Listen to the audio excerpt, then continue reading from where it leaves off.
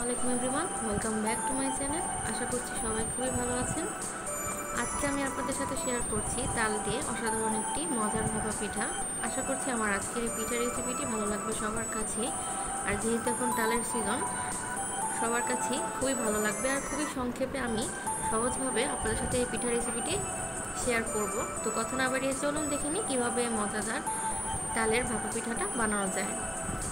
তালের ভাপা পিঠা বানানোর জন্য আমি এখানে প্রথমে নিয়েছি চালের গুঁড়া। আমি এখানে 1.5 কাপ চালের গুঁড়া নিয়েছি।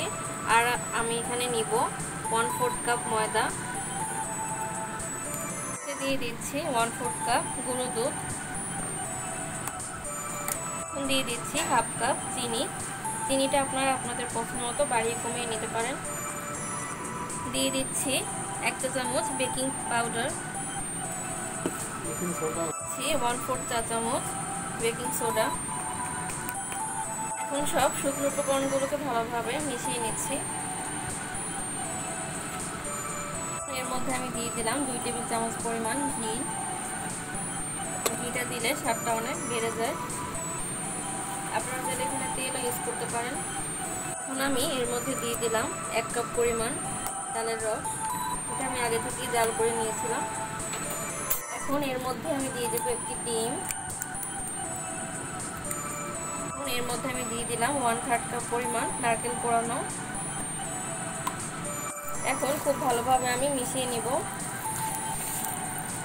এখন আমি এর মধ্যে অ্যাড করে দিচ্ছি সামান্য গুঁড়ো দুধ লিকুইড। এটা আমি গুঁড়ো দুধটা গলিয়ে নিয়েছি। এখন আমি ভালোভাবে মিশিয়ে নিচ্ছি। ব্যাটারটা রেডি করে নিব। আর ব্যাটারটা রেডি করা নেওয়া হয়ে গিয়েছে। পিঠাটা বানানোর জন্য আমি এখানে বাটি নিয়েছি। বাটিতে আমি তেল ব্রাশ করে নিচ্ছি। রেগুলার যে আমরা কেক বানাই এমন একটা আমি বাটি নিয়েছি। এটাকে আমি ভালো মতো তেল ব্রাশ করে নিচ্ছি।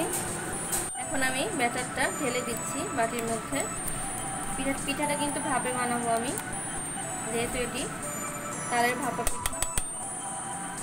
বাটিতে আমি সম্পূর্ণ ব্যাটারটি ঢেলে নিয়েছি। এখন আমি এর মধ্যে দিয়ে দিচ্ছি নারকেল কোড়ানো উপর থেকে।